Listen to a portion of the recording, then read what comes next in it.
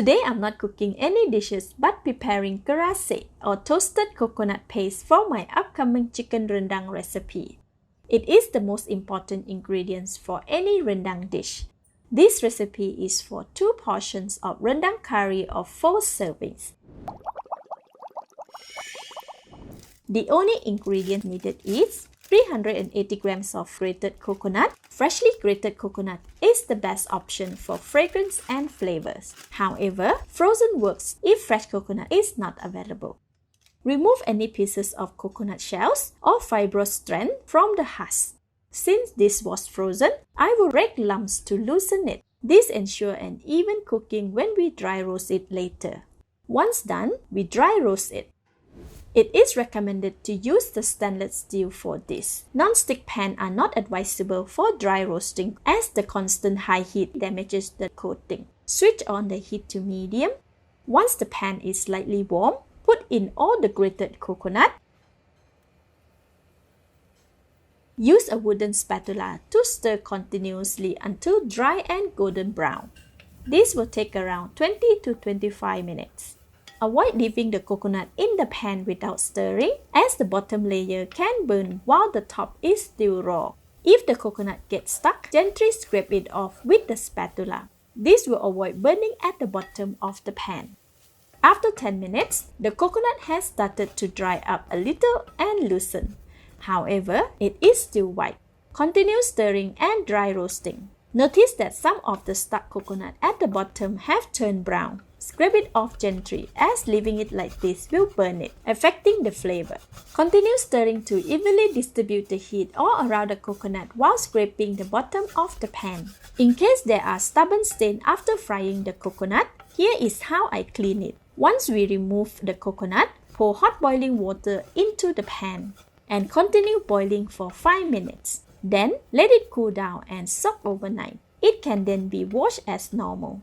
A green scrubbing pad or a steel scoring ball can be used after soaking.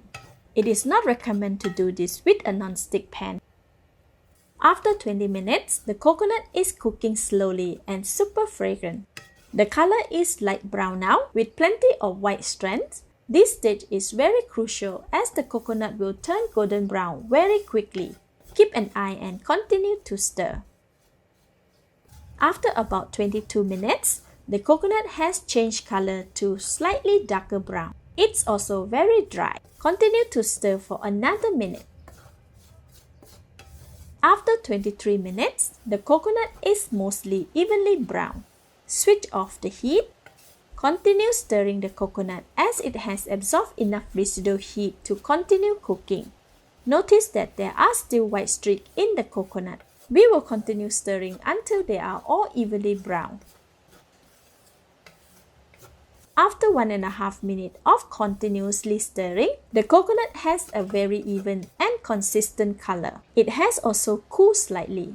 Remove from the pan and into a heat-proof bowl. Next, transfer half of it into the mortar and pound it with the pestle until it becomes fine. I put half in first, as my mortar is quite small.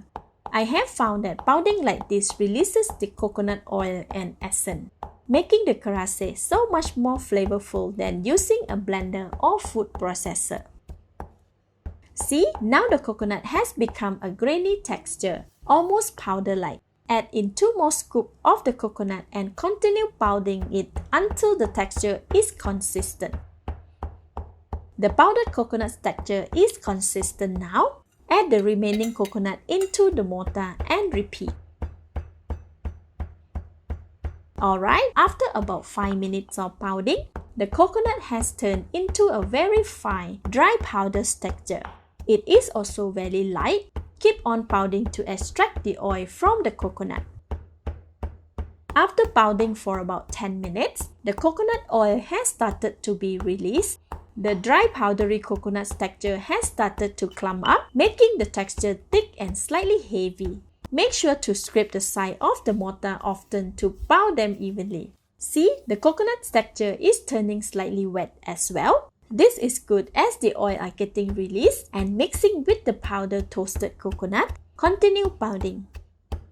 After about 13 minutes of pounding, the coconut has turned into grainy paste. Scrape the side. It is clumping nicely and is quite thick. We can also see the oil from its chine.